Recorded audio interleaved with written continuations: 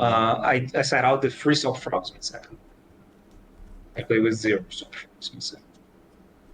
Oh, that's I insane. do that. Hello guys, today we're going to go ahead and we're going to try to get some coaching on Metafy, rate some more of these coaches. So we're going to type in YuGiOh, and then let's see, we got Nesh, Hani, already got coached by Hani, going to get coached by Nesh soon. Oh, okay. Honestly, I think we just go with him. Because if you saw my deck list last time, yeah, it's literally just Sprite. And, like, this is the deck that he always plays, so he's probably just the best coach. So we're going to go ahead and let's try to book the session. Okay, so I looked at some of the sessions that he offers, and I think we should just do general coaching and advice. This kind of seems like the best one where we can just go over a couple topics, and, you know, we can do deck building, replay analysis, anything like that. I feel like that's better than the other things. I also thought that the side deck patterns was pretty nice. But yeah, we're going to go ahead and get the general coaching and advice. Let's see what time we can get it. Alright, so looking at the time, well, let's go 11 through 12. I think that'll be the best time. What are your goals for this session? I want to talk to you about Sprite deck building and maybe play a match. Alright, there we go. Let's add this session, and then I want to go ahead and check out and see if everything goes through. And in about 14 hours, we're going to get to play against Paulo, PRRJ, Barrage, Gonçalves. Approximately 10 hours later. My session is about to start with Paulo here. As you can see, we had to reschedule for today about a little over a week ago because of the YCS. But I'm about to get coached by him on my Sprite list, and let's hop right in. Today, I'm going back undercover as Tommy Tomato for the second time. And this is my undercover voice for this video. Now, unlike the last video, only they will be hearing my undercover voice this time, and you guys will be hearing my regular voice. Alright, he is about to call. Let's go ahead and hop right into this. Alright, let's start this. Hello. Hello? Can you hear me? Yep. Hello. What's up? I can't hear if you're talking. Yeah, I can hear you. Yeah. What's up? How you doing? What's up? What's up? My bad about that. No worries. It's fine. Let me, Okay, so you said that you want to take a look on Sprite, right? yeah. Okay, you can take a look. So what do you have so far? Let me go ahead and share my screen real quick. Cool.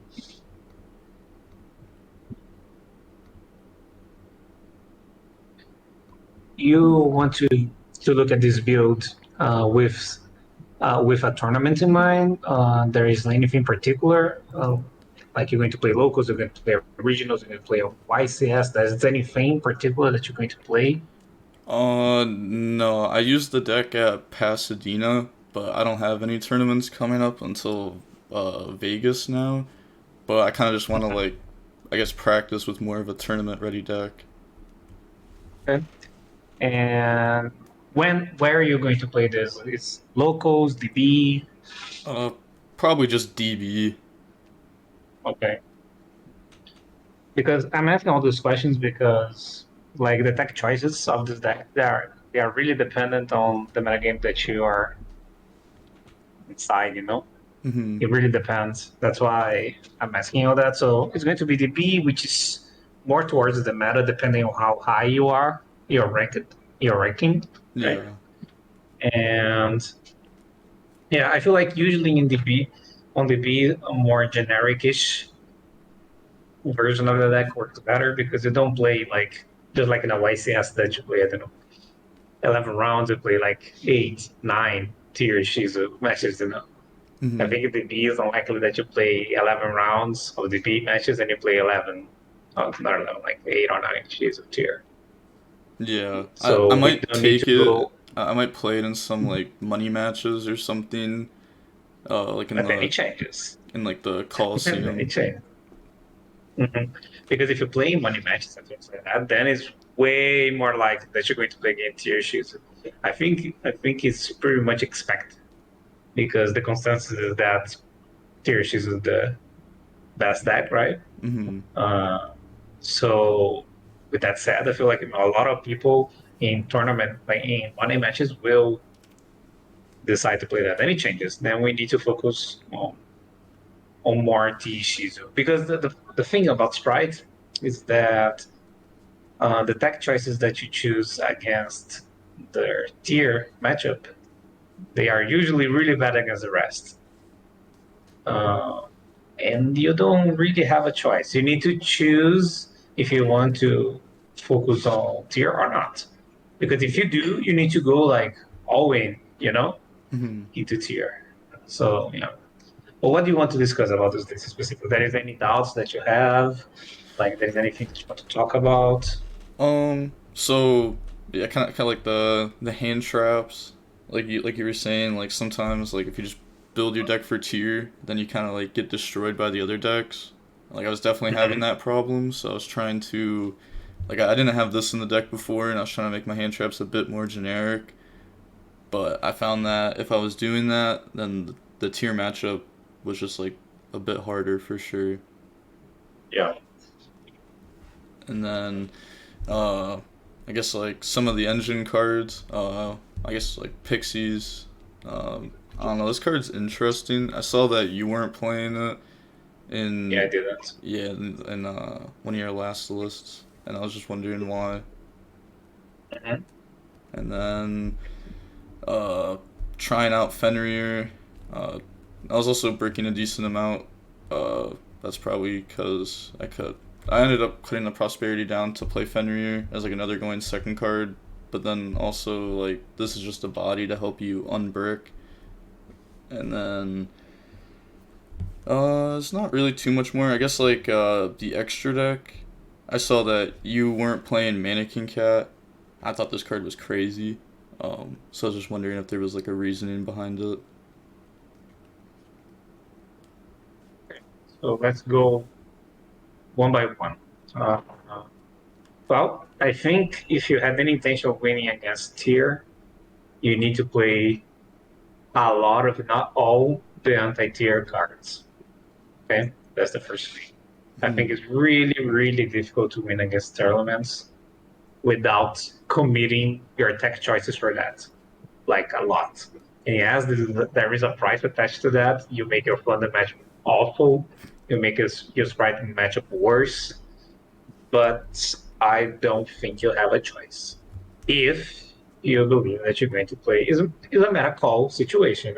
You mentioned that you're going to play like money matches, and I feel like money matches are going to be tier element almost exclusively when you play. With that in consideration, I think your deck needs to be super anti-tier, and because of that, it's going to be really similar, in my opinion, to what I used before.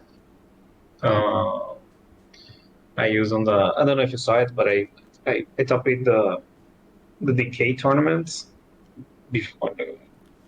Yeah, I saw that. I saw that. That's where you were Yeah. playing like Meister, right? Mm-hmm.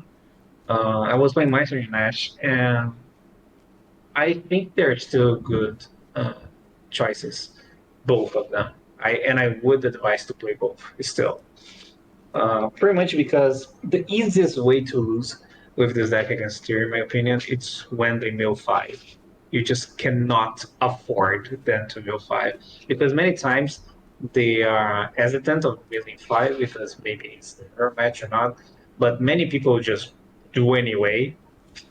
And there are people who knows that you're not playing tier. This happens too, right? And in those scenarios is really, really annoying because the milling five, when only one person is benefiting from those, it's like you pretty much lose. It's the easiest way to lose. And both Ash and Meister not only negate the mill five, but also interact with the other things on the deck, right? Meister you can use on the shufflers, you can use on the fusions, like the attempts to fusion. Ash you can use on the field spell, for example, you can use Shireen, you can use Unhappiness. You have other things that you can use alongside the mill fives. One of the main things that I wanted with the deck that I used was that my deck cards most of the time would also be used going first, if necessary, and they're often necessary, and that's a problem because they have ways to play in your turn. So I wanted to have like Vicios and Meisters and Bells, all those cards. Sorry, not Bells, Ashes and Meisters and Vicios. All those cards can be used when you go first. So let's say the opponent Haven's and send the fact you can Vicio. Or they go Orange Light, discard a mill five, you can Meister, you can Ash, you know? Mm-hmm. Because Yeah, when they play in both turns, it's really annoying. yeah, I found that It's really too. annoying. Like if I didn't have Yeah. like one of these before I was playing Bell, if I summoned Swap Frog, sometimes I just wouldn't use effect. Cause like Havness would just destroy me. Yeah, but it's not like you can even play around that. Like, sure, I understand, like, you're summoning the Swap Frog, no effect to play around that situation a little bit better, right? Mm-hmm. But it's so weird to do that because now you're giving up on something just because you're trying to play around this harvest that is going to still be used at some point, right? It's not Yeah. like you're not going to use an effect of a monster forever. You're going to use eventually. And that harvest will trigger. Sure, now it's a little bit better because you guarantee, I don't know, that your blue resolved. But it's still really annoying to have that as an interaction. This is a problem that is really hard to solve. It's pretty much, it's not about like not letting the card resolve. It's more about dealing with whatever it sends. And Mm-hmm. hopefully it's not going to be free effects, you know? Yeah. Sometimes it is, but like unfortunately, you're probably going to lose all the happiness to free effects hands. It's unfortunately, but it's unfortunate, but it is what it is. I don't think anyone wins, even the mirror match, if you wanted to go happiness into free effects. Like a fusion, a mill five, and a shuffle. Like even in the mirror, that's extremely annoying, you know? Mm-hmm. So it's not like a thing that is only Sprite has a problem with. It's everyone. So I think it's important to have cards that can be used when you go first, and that's why I would have played Ash and Master main still. Uh, that's the first thing. Um, and it's not like I feel Bell is bad or Valor is bad, like Perm is bad. I don't think they're bad. I just think the other cards are more important. I think Mice is better than Bell. They're really similar, but Meister negates one really important card, which is the one of the mill fives, right? Mm-hmm. Which Bell don't. And that's a huge difference in my eyes. Really, really big difference. In the perspective of Sprite player, you know. Yeah. So yeah, I wouldn't play that. So that's the first thing. And I would play Ash as well. I feel like the spaces unfortunately are the Velas and Turn. When I played two Saturniers, but you can play one Rising Perm and play three Saturniers is fine as well. And this choice depends more on how much do you want to tack or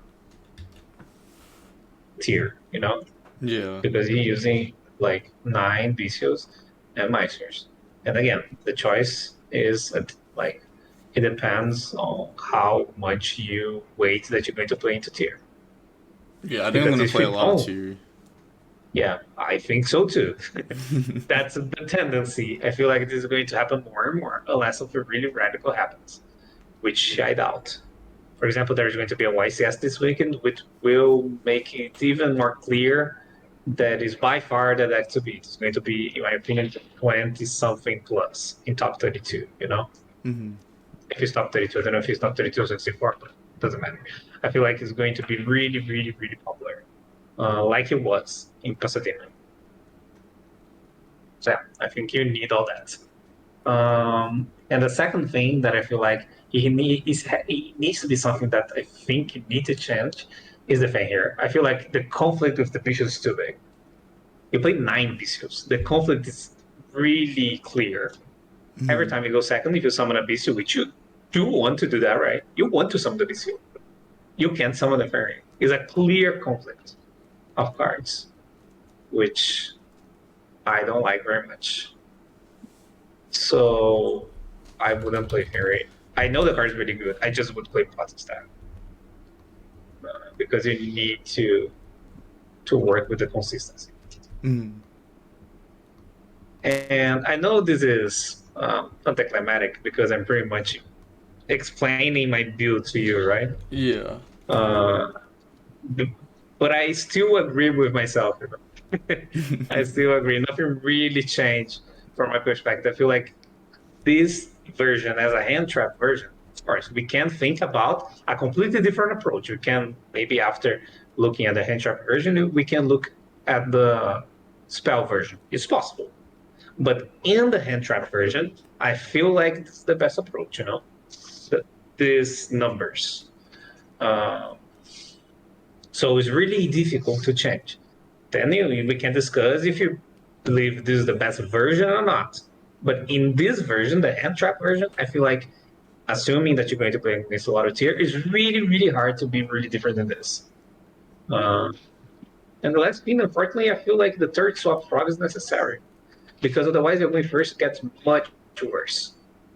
It's not because you want to open swap frogs, because you need this special summon of the toad.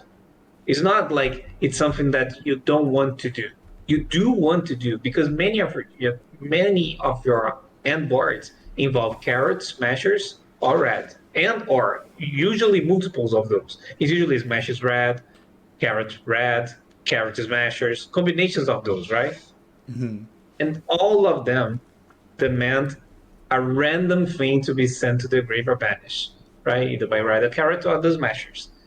And in a lot of hands, if you don't have this extra soft frog, it's pretty awkward. Example, sometimes you have like, let's say you don't play the third soft frog, okay? So let's say you have like elf, rat, toad, but this toad and smashers, really common final board, right? Rat, elf, toad, and smashers, okay? Really common. If you don't have the swap frog, special summon of this toad, it's going to be really awkward, the sequencing of how you're going to use your interactions.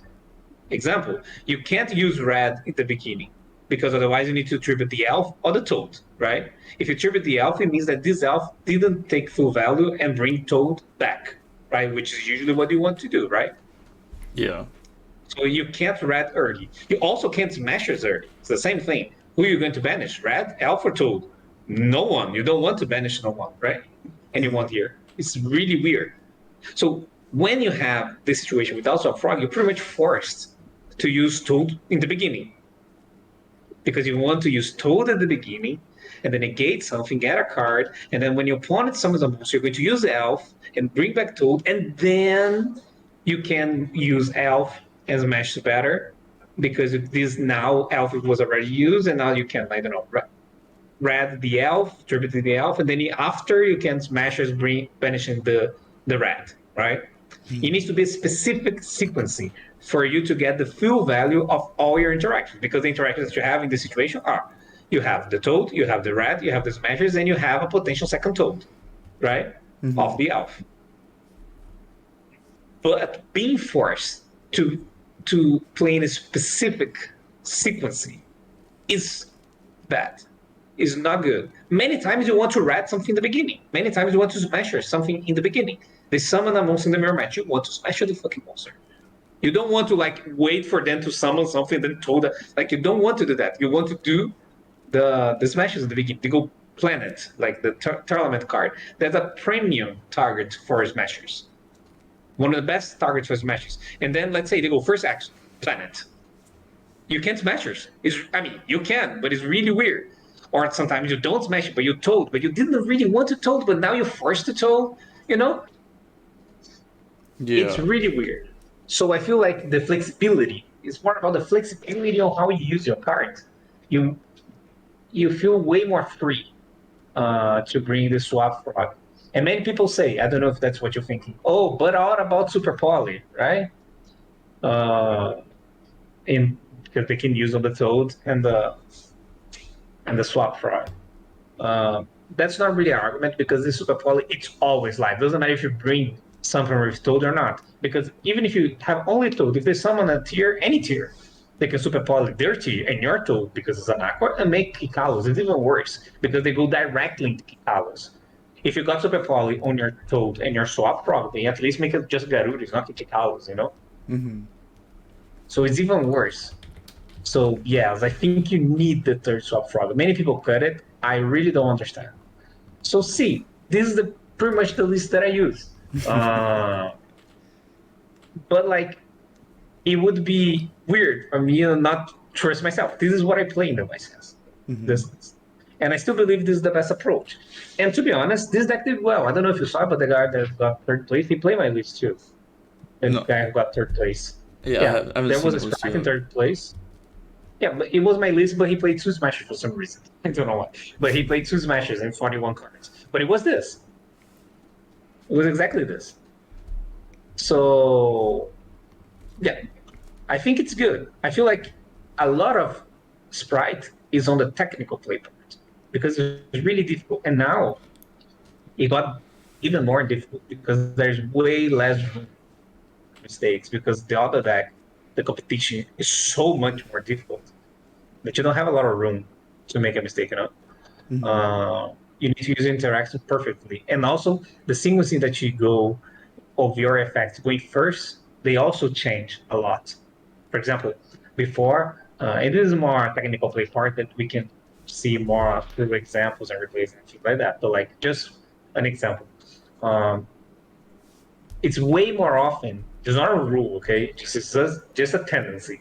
It's way more often, depending on your hand, that you pot in the beginning of the turn, comparing from before. Why? Because depending on your hand, and you see, I use the word depends a lot here because it really depends on the context of your hand. But even if you have a play, let's say your hand is like, what's the name of this? Beaver Blue. You already have a play. You're not pressure to use pot, right? To find a play. You already have one. So this pot is going to be a defense. But you do want to use this pot at the beginning because you want to find one of the defenses, like hand traps, the mice, the ash, or the bestials. Because in case they have a Ravenous or Orange Light discarding a mill 5, you have something that you can proactively use. This is a dynamic that didn't happen before. So it's different. This is a technical play difference from before Ishizu cards and after, you know? Mm-hmm. And this is the type of thing that matters in you like topping something or like doing well, winning a game, you know? So see, this is just one example. I feel like if you want to make a deck with a hand trapped version, I feel like this is one of the best approaches. This way, it's really hard to justify all the cards. I feel like the only card that is maybe a consideration to play something else instead is Imperm. But every Yeah. time you take away like Baylors and Imperms and things like that, you're always making your other matchups worse. For example, you could do those Imperms from I don't know to Bells to Crows just to make even better into tier, right? Mm-hmm. Not like Imperm is bad, but you know what I mean. But that change also would make your other matchups worse for obvious reasons, right? It's Flunder, you prefer having Imperm than like Crow. And then So yeah, also, how do you feel about Meister and Crow like discarding themselves to the graveyard? Because then they can like dark take it and make sprints. So I found like sometimes even when I have like 'cause I tested the Meister before after and like I don't know, like dark taking it into sprint was just like very weird. yeah, it's annoying. Don't get me wrong. It's not ideal. I would rather this to not be dark if possible. But I feel like the fact that the Meister negates the new 5, I think outweighs that. It's Yeah. a con, for sure. It's Hmm. a con. But I feel like the fact that there are alternatives don't like if they resolve the you outright lose the game. It's almost impossible to win. I don't even remember games. I mean, I remember some, but I feel like I don't know. Every 10 games that you play and they mill five and that resolve, you win like what, two if that. It's really really difficult because they're going to pretty much your elf doesn't have an effect anymore. You don't even make elf anymore because they're going to mill the shufflers that they don't need to use. So your alpha doesn't have an effect anymore. So it's really hard already because pretty much negates the entire action deck and the entire dynamic. Zeus is pretty bad in this match most of the time. Um, you don't really have own conditions, really weird. And that's usually what happens. You just lose. Mm-hmm. So I feel like you need to avoid that at all costs. And that is a cost, playing a dark most that you can discard. Unfortunately, I don't know. If they mill five, you're probably going to put a most dark in your grave, and dark is also going to strain anyway. If they mill five, but not only that, they will also send a bunch of attacks that also will trigger. Mm-hmm. And you probably need more than one interaction. Like these mice are alone and are not going to play. When you look at interactions stack, you need to look at combinations. You need to look like Licios plus Meister plus Ash. Like you need to see like 2, 3 card combinations. One is never going to be really difficult. So you're in the realm of you need combinations of 2, 3. Yeah, that's fair. One hand trap's just never stopping two right now. Yeah, extremely unlikely. It may happen sometimes, but it's really unlikely. Also for the side deck, I saw that you weren't playing like the Newman or the double cross. And I was just wondering why. The double cross, I feel like it's hard to justify getting double cross over smashes a lot of time, especially with the current increase in Mist Mind. Mm-hmm. So it's hard to justify the space. Also, the space issue is not saying the card is bad, okay? But it's just hard to justify. Like every time you summon a jet and you have a choice, you need to get this double prize. You need to not get smashes or not get starter, right? Yeah. So I feel like in the priorities, like it hurts. Let's say there's a priority chart of what jet is going to search. This double prize is often behind those two, so it's hard to justify getting that. And that's my main issue with double cross. So I feel like it doesn't work the space in the extra deck. But yeah, that's why I don't play it. What else you asked for? It was the mannequin cat thing, right? Yeah. Yeah, the mannequin cat. I think it's good. I think it's still a consideration in my eyes. I don't completely discard mannequin cat as an option. Uh, my concern with mannequin cat is that I mean it's not really a concern. I feel like you do have the space.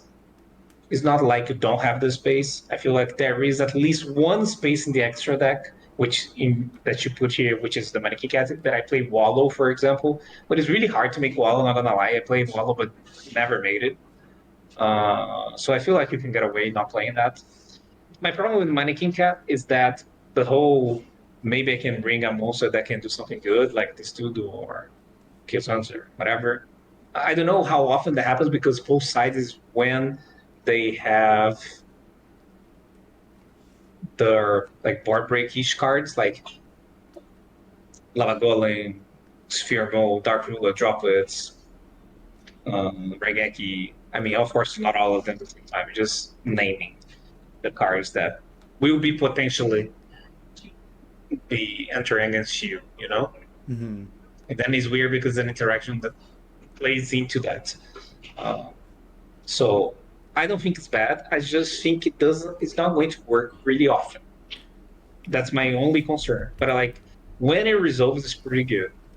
I I think. usually wasn't ending on Mannequin Cat, just because like I always prioritized making the Toad, especially because like it adds back follow up. I was using this more as like, like summon blue from deck or summon out Magma Mutt to eventually bounce it back with swap. I was just getting Interesting. to Newman through Swap Frog and then bringing it back with Double Cross. Because like I have the option to bring out the Newman off of the cat, but I don't think I've actually done that just because like it's not many game states where it was very good. I do like the whole play mannequin cat as like bring blue from deck, bring the magnet from red. That I like it. And I feel like if I was going to play today, maybe I would play it. At least I would have tried it. Mm-hmm. But I wouldn't put a lot of the weight of this choice in the maybe I can bring a foot gear for my deck, you know? Yeah. Because I don't think you will. I would even consider playing Mannequin Cat without those cards. Just playing Mannequin Cat, you know? Yeah. Like even without the Kills Hunter, even without the turtle thing. Mm-hmm. Well, Just because you can do what you said. yeah, like I was playing the Mannequin Cat before I even put like these into the side deck, Mhm. just because like it's been very good. But yeah, I was just And I playing like think the Newman for that, and then Chaos Hunter is just because my main deck was becoming a little bit worse against Flounderies, so I just wanted like yeah, something to help out. I think in this one you just want to do interactions, right? Like because I usually think like this: when you have this Mannequin Cat as a defensive card, right? As a defensive card, let's say going first card that you want to end with, right? Mm-hmm. If you are doing this Mannequin Cat, it means that you're not doing something else because you're not going to make Smashers and Red and Toad and Carrot and Mannequin Cat, right? Yeah. It pretty much means that you give up on some of them, correct? Yeah. You're not going to end on some of them to end on this mannequin instead. And I wonder, why would you do that? Because all the cards that I mentioned are good. Because if it was on top of that, sure, go for it. Because then it's more, it's extra, it's free. But it's not free. If you're giving up a carrot and smashers to make this mannequin cat, you probably pretty much, I think you need to give up on two of the interactions to make this mannequin cat a lot of time because you just can't afford to give up on two. That's not even a consideration, I think, right? Yeah. 100%. So so you're giving up on either smashers and or carrot or red. Because the mannequin cat is two cards, right? Yeah. It's a rank two, so it's two cards. So what probably happens is that your jet can't get the smashes. It probably forced to get a starter so you can make this mannequin cat. You probably need to give up on carrot as well. And then you do that. And then I wonder, is this even worth it to play like that? And again, I feel like there is an argument to play this card just because it's an interesting card. Mannequin Cat, good effect. You born a darkness for your opponent's attack. You bring a pool for the deck. You play like that. Then you try again. You know that Mm-hmm. I understand, but the whole play as defensive card with one off is really weird in this post side scenario. So and again, I think you have the space because I feel like the wallet wasn't the best choice when I use it. So that I would change. And I feel like that's the space to do it, you know? Mm-hmm. Is it a data pet chart, which was the card that I was playing before? Um. So the Cat Shark, I was always interested in seeing you play that card because I've been playing Sprite for a while and I never really liked that card, but I always saw you top with it, so I kept like trying it out. And I was just wondering like why do you like that card so much? Sometimes he opens OTKs that they wouldn't exist otherwise. That's pretty much, and the deck could change a little bit from because I use Cat Shark mostly on Rio and Yabra, which Mm-hmm. was the first version of Sprite. But then I played Live Twin and I didn't play, and then I played Minnesota, and then I don't remember. I think I played in Minnesota or not. I think I did. Then I played, but then now I didn't.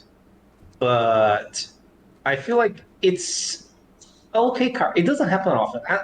In reality, some cards in extra deck also doesn't happen often. It's more about how important those cards are when they do, you know? Because whatever you're going to put here is not going to be a card that you're going to do every match. It's not.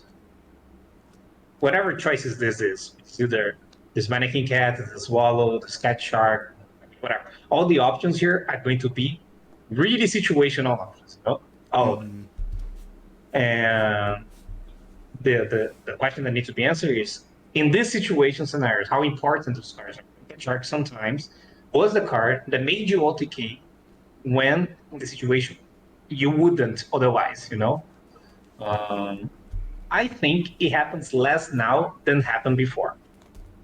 Why? Because of fiber being against FiberX.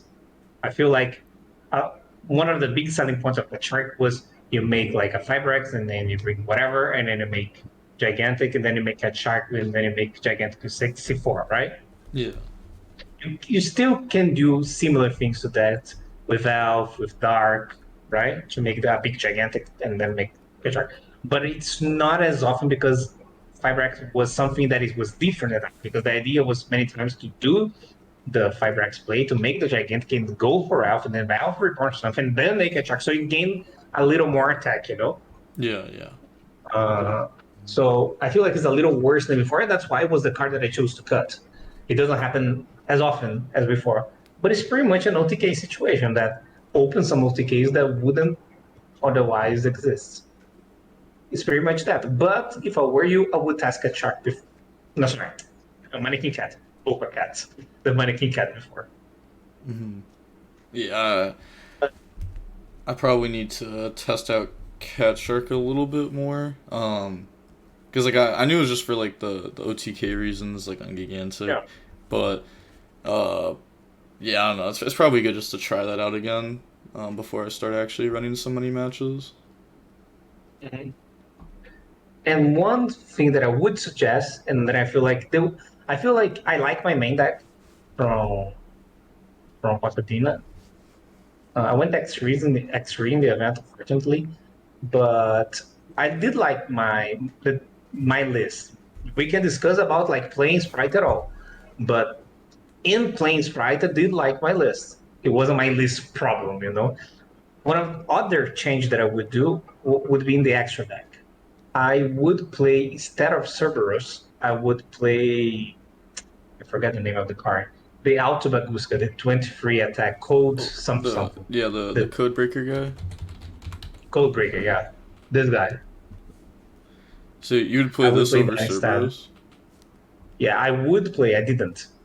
Mm-hmm. I played Cerberus in the event. And after that, I would play that because it happened twice to me that the person made it a Bakusk in the actual season. And then I couldn't out it. Yeah. And that was really annoying. And I feel like one of the games I would have lost anyway, but I think another game that I lost, maybe I had a chance if I had this link too, because I thought about that at the moment. I said, fucking out. This guy put this in the actual season, I can out it, so I needed to wait. And then I died. And then maybe if I had that, maybe I had a chance.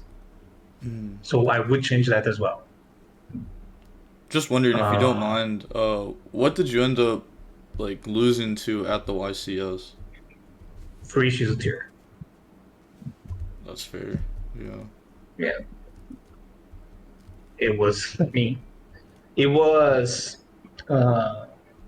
it wasn't like a landslide. All three matches that I lost to Shizu, I win against two and I lost against three. All three that I lost were were close. It was 2-1s and really close ones. And I feel like I got super unlucky in two of them. And one of them was extremely unlucky. Was the situation was this: I had two Bestials in my hand, two Bestials, one Magna and one Druid, and my opponent used a what's the name? The Shayrin, and discarded nothing. Discarded a monster, but it wasn't something that triggered. So he discarded nothing. And then the Shayrin knew three different names. It Oh. made a Shayrin, sent a Shayrin, a Merlin, and a Hapless. And I had two Vicios. So one fuse went through, and his last card in hand was instant fusion. Oh. And I died. And I said, I can't believe this. This is unacceptable. Like, it was so bizarre. So one of the losses was this. The other one were more like there were a lot of mills being involved, but sometimes it was like I went first, use effect, they go orange light, discard a mill 5. I didn't have Meister, they mill 5 4 effects, you know, and I just lost. Uh, So, and that's the advantage of this deck. Imagine if it were in a mirror match, they couldn't so easily mill 5. And when they know it's a sprite, they can. And then you lose. And that's why I put a lot of weight on this. This mill 5 just cannot happen. Yeah. Because I feel like the likelihood that you lose is so big that it's better to just put this Meister whatever in your deck, and sometimes they can be born that and experience. Sure, it's better for them to fuse once than 11 times because that's what happens. They mill 5 cards. Uh, so yeah, and yeah, that's what happened in the YCS. Uh, there were not a lot I would change. Like I already mentioned, the extra deck. The main deck maybe, and that's a really on retrospect, not gonna lie, maybe I should have put even more cards for tier, but in reality, that would make my other matchups so atrocious that it would be hard if I play against anything not tier, right? Mm-hmm. So that's why I decided to keep the free perms just for security. And of course, imperm is not bad into tier. You just kill Cynic and kick Paulos and whatever, right? Yeah. Yeah. And side deck, I also like my side deck. It's not that I dislike. I noticed that you're not playing Shifter. Why is that? So I was dropping Shifter, and it just felt really, really weak. I know it's supposed to be like the best hand trap ever, but I felt like I was dropping it, and then I just wasn't really doing much, and then they were just like back to playing normal. Like, But when we are talking about the Shifter, it's going first, it's going second. uh, at first it was in the main deck, and then I put it into the side because Shifter going first was like really, really bad. Uh, I agree. and then going second, because I ended up putting it into the side deck just because I realized it was horrible going first. So I put it into the side, and then even then, sometimes I was dropping it, and it still felt like I wasn't getting. Like it felt like sometimes Shifter was just worse than like another hand trap I could have in combination with like a regular one. Let's see. I completely agree with you on the going first Shifter. I was siding Shifter in this event, but I wasn't siding it in going first into tier. So it was only going second to tier. About Shifter going second to tier, which is definitely much better than going first. I feel like you need to see Shifter in a different way. The way that I see Shifter, it's pretty much a card that trades with usually a minimum of a one card, and you gain tempo alongside that with only one card. Example, if they go normal summon Hanormite and it change Shifter. So what happened is they are not going to fuse, they are really likely going to pass, correct? Mm-hmm. And you trade with a card because they still have 5 cards. One is on board, but that card on board are probably going to die, right? Yeah. So you attack over that. So now they have 4 cards. So they shift the trade with this normal summon also gains you the turn. What is the downside? You can't make some things because you also under shifter, right? Mm-hmm. That's the downside. But I feel like the trade back is still worth.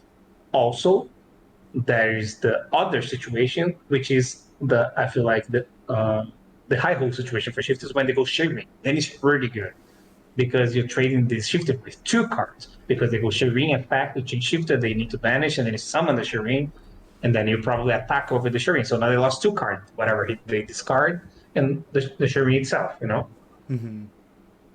And yes, in both scenarios, you're not going to kill the opponent. You're not going to make an entire insane board with a lot of interaction. You're not going to do any of that. But what's the fury about shifting? It's you trade the card, you gain the tempo back, so you have a turn, right? Mm-hmm. And you will establish something. Not it's going to be only red probably, or only number 65. It's going to be something like that, but also probably going to have some of your other defense that you didn't use because there was no reason to. Sometimes you open Shifter plus Bistio, please Shifter plus Meister and Per, but you only use Shifter. The other cards remain in your hand, but you got the the trade with the shifter. Before was much better. Again, why? Because you have the fiber. Fiber was insane with shifter. Because you could have made a 32 attack gigantic, and that's really hard to clear over shifter, under shifter, for the tier play to clear. Now it's much easier. So shifter is not as good as before, but I feel like it's better than the alternatives. That's my argument of playing the card. Because there is not a single card that gives you the turn back. That's the only one. And since it trades with a card, just like every single other hand trap, because what Ash do? It trades with a card and potentially prevents the turn. Macer, same. Bishop, same. It trades with a card, right? Mm-hmm. And potentially give the turn. Shifter also trades with a card, but for sure gives the turn. With a drawback, you can't make your entire plays when you have the chance. It's different than the other hand traps, but it's way more reliable. That's the argument that I have for shifter, Yeah. But understandable reasons. I consider not playing it. I consider. But the conclusion that I get in the end, that it was worth it. But if you don't want to play the shifter, I don't blame you. I think it's fine. I think it's possible to play without shifter. I think it's doable. Especially if you need the side deck space, because you might have to. Let's say you're inside an environment that is not so heavy on tier, okay? There's maybe other decks involved, and then you need a little more of the space in your side deck to cover all the matchups because you have so much to side out. Look at your deck. You have 12 cards that you need to side out against Thunder, example, right? You all 9 Vicious and 3 Meisters, right? Mm-hmm. Those cards, you ideally take all of them out and look at your deck now. If you have shifters, for example, it would be really hard to do that, right? So if you respect those kinds of decks, which maybe in the metagame that you have to, then I think it's fine to not play the shifter because you can get away. Because wherever the card that you're going to side instead, like the Veilers and the Infirms, whatever, you can side it in against tier anyway, It's not the end of the world. You probably need multiple hand traps, then it's fine. I don't think it's crazy. Also, So against tier, when let's say you win game 1 and then you're going to game 2, would you side out any like engine cards, or would you just like kind of like replace hand traps with hand traps? I play 20 no engine into tier, which means that since you have 17 now, right? Mm-hmm. I set out the free soft frogs in second. I play with 0 soft frogs in second. Oh, that's insane. I do that a lot. I do that a lot. So I did that a lot. So you side out like swap frogs over maybe like prosperity? For sure. Prosperity is consistent, soft frog is not. You're an You need animal. consistency. You need to play. I said you're an animal. That's crazy. But what do you mean? I couldn't hear. Sorry. Oh, so I said you're insane. Like that. I feel like that's so crazy to me. Yeah, I guess like I do that a lot.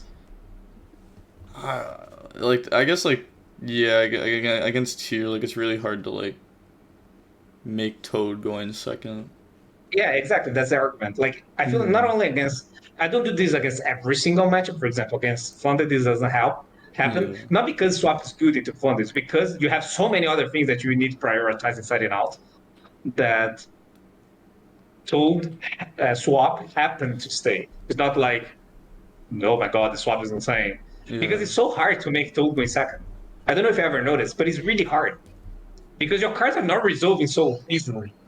Especially gigantic, which is a big target for like any type of effect, right? Yeah. So it's hard to make this Toad. Like it's hard to make you break your opponent's board, make Toad attack over. Like yeah, sometimes it happens, but I feel like more often than not, it doesn't. So Yeah, no, I mean that makes I out the sense. swap all the time.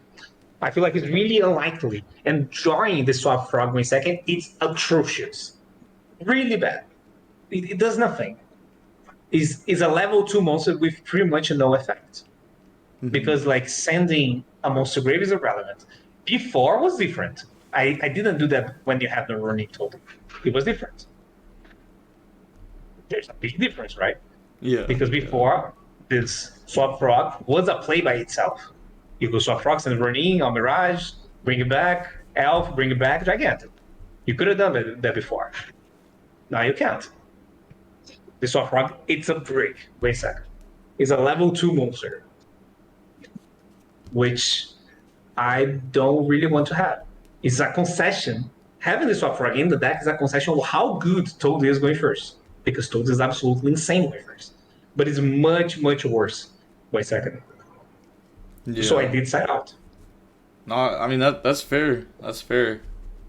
Yeah. I definitely agree with that. At first, I thought you were a little bit crazy when you said that, but I guess like yeah, against like tier, just like thinking about like all the matches I've played, especially with like the graveyard shufflers, like you're really just never No, going yeah, to. there's also that. It's so difficult. It's so difficult to set up this. Yeah, the shufflers are another. Like if they have one shuffler in the deck, you just can't elf. Yeah. So if you can't elf, you can't toast. So it's weird to have. What usually happens in this deck, going second tier, you're not going to establish a lot of interactions. The idea usually is to use so many things in your opponent that their follow up, because you're not going to kill them. The idea is to like use like a BC on a hand trap, like blah, blah, blah, use 3 things, and then they have so little thing, they don't have enough, and then you kill whatever's left, and then you do something like a rat and a smashers, and that's enough because now your elf is going to bring a blue, they're going to bring a jet, and that's how you win. Wait a second, you don't need to, you know. Yeah. Yeah. It's usually how it goes. I don't side smashers going second. No, I keep the smashers even going second, even though it's a bad draw. But it's something that I keep. You know. Yeah, I So also agree with that. Keeping in the Smashers going second. I definitely when I saw I don't remember when it was, but somebody was siding in like the second Smashers going second against tier. I thought that was wrong. I did. No, not you. Someone else. Okay, yeah, because I didn't do that. Yeah. in the past, in the past, I even considered sometimes. I tested this for a while, but then I gave up to side the smashers out. But this was before. This was first sprite. Because in that one you kept the swap frogs. So I was siding out the smashers for a while, but then I take it back and then I put it back, and then I stopped doing that. I stopped. hmm So yeah. So yeah, I do side that out. I feel like your side deck needs to be something that covers, because your deck is already really really focused on the tier. Yeah. So your side deck needs to have like generic-ish cards that you can side in different matchups. hmm So you can like take away cards that are dead in specific matches and put cards that are playable in other matchups. What I mean by other matchups is pretty much Sprite and Flounder. I feel like it's really unlikely that you play a different deck than those three. I feel like it's like probably 70-80% tier Shizu, and the remaining 20-30% is going to be Flounder or Sprite combined. hmm Really unlikely that you play different decks, assuming you play in a high level, Yeah. like you're saying you're playing money matches, so money matches are usually high level, so it's Yeah. like extremely light in meta decks. I feel like if you play 10 money matches in a row, I doubt it that you're going to play a different deck than those. It's difficult, really unlikely. Yeah. Oh, I should probably also cut that now since I'm just doing DB. Yeah. So what I did in the YCS, and I still think it was right, I side 3 ogres. hmm Because the yoga was a card that could be used against both Flounder and Sprite. That was what I was thinking. Because I needed something that I could side into both. And I was already playing free in terms of the main, I was already siding the Veilers, and I'm already siding. It's not over the Veilers, it's alongside the Oh. Veilers. You're saying maybe cut like I didn't Gamma play the I Storm. didn't play the one offs. Oh, okay, okay, that's fair. Yeah. My side had the Veilers, the Gammas, and the Ogres. all that, because I needed cards that I could make my Flounder and my Sprite matchup playable, because I had so much inside out. You can get away with some Bestials into Sprite. It's fine. You can get away with some, but you can't get away with 9. Meister is also weird, right? I did side out the Swap Frog in this one as well. I don't think Swap Frog is good in the mirror. Same reason. I feel like it's even more reason to side out the swap in the mirror than against tier. Because there's so many interactions that you're never going to reach the swap frog into toad into alpha into toad. They are going to use something before. Either smashers or perm, nash, or there's so many interactions that the deck play like red or toads. Like it's so difficult. Yeah. That I feel like it wasn't working. The beaches are fine in the mirror. You can have some. Like I feel like you can get away with like 5, 4, but you need to take out half of them, and the Meisters. Also, I think you need to take them out. I know sometimes you can hit the angler, but I don't think it's good enough. Also, do you think like in like a YCS for like this build, do you think it'd be good to side deck like a red resonator or like a scatter shot or something? So about that, I played all those events without the time card on this side deck, all of them. There was 5 YCSs this season, and I played all 5 without it. And I top 4 of those 5 YCSs. The only one that I didn't top was Pasadena now. And I only needed a time card in one game. In like, I don't know, more than 50 matches? More than 50, like probably around 60, 70 matches that I play around. Because since I topped it, I went like far in the tournament, right? So yeah, around 50, 60 matches, I only needed at one game that made me draw instead of win. If I had a resonator, for example, only one time. And the reason is the nature of this deck, since it's a hand trap deck, you either use a bunch of hand traps and you completely stop your opponent, you break them, they don't have follow and don't have a play, and you just win. Or you try to use a hand trap and you don't draw them, and then you just lose. So usually you don't go that long in tournament, like the time of the round, Yeah. You probably end like most of my games end on like the 35 to 40 range, like minutes. Some of them ended on the time situation or close to that on the 45-minute mark. It happened, but it wasn't relevant if I had a time card. So I'm accounting for that as well. It wasn't relevant. Yeah. The game was either a win or a loss, no matter if I had the card or not. Or if I went to time and my opponent was in the control, and then they gain life points, and then there's nothing I can do. That happened in Minnesota against me, for example, against LeBlanc. So there wasn't like, even if I had a time card, that wouldn't matter at all.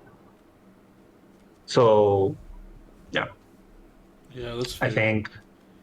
I think at least my experience was it wasn't necessary. I feel like in decks like tier, let's say you play tier Shizu, then you probably need at least a scatter shot. So I feel like it's wise to have at least one, or the late bug, whatever it's called, like something, right? Or if you play the board break version of Sprite, the spell version, or Runic, that just don't have a fucking battle phase. So your games tend to take longer, and you're not playing hand traps, so your opponents play, and then you play, and this you play is not so fast because your opponent has the entire interaction. You need to like going little by little, try to break the board. This takes way more time, and then you're not going to kill your opponent, so you give it another turn, and they are going to play, and then it goes back to you, and then maybe the game ends. It's usually like that, and then takes much longer at an average game time.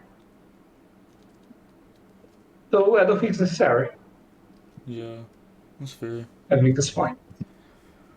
Well, I gotta get going here soon. So I'm gonna let you go. But thank you for the coaching, man. I learned a lot. You're really insightful. I appreciate you. No problem. I hope you like it. And if you need anything, just let me know. And if you ever want to do this again, just send me a message. Okay, thank you. I'll Cool. see you. Have a nice day. See you around, man. Bye bye. The coaching session with Paulo just ended about 1 minute ago, and I have to say, right after it, instant thoughts. I thought that was pretty good. I felt like I was getting a lot of very good insight. He's been working on Sprite for a while, so I felt like I was getting like a lot of good ideas from him and what he was doing. I mean, even at one point you saw like I called him insane. I was like, "You're an animal!" Like that was insane. But then he explained it, and then maybe 30 seconds later, I was like, "Oh, you're not insane. I'm just dumb for not realizing what you're saying right now." So, I think he definitely has made me a better Sprite player just by sitting down here in this like 55-minute conversation. Should have been an hour, but as you can see, I was having some technical difficulties, or Tommy Tomato was. But at the end of the day, I am going to end up giving Paulo a 9. I think that he deserves it. I think he helped me a lot in this, and I am going to be trying to run money matches very, very soon. By the time you see this, I would have already tried to run them, and I think that his advice will be helping me out in those money matches. I will be giving him a 9 out of 10. So that puts him a little bit above Hani, and you can go ahead and check out his Metafy linked down below at the very top of the description down below. And with all that being said, the DB Grinder signing off. Peace. Have a nice day. Stay safe.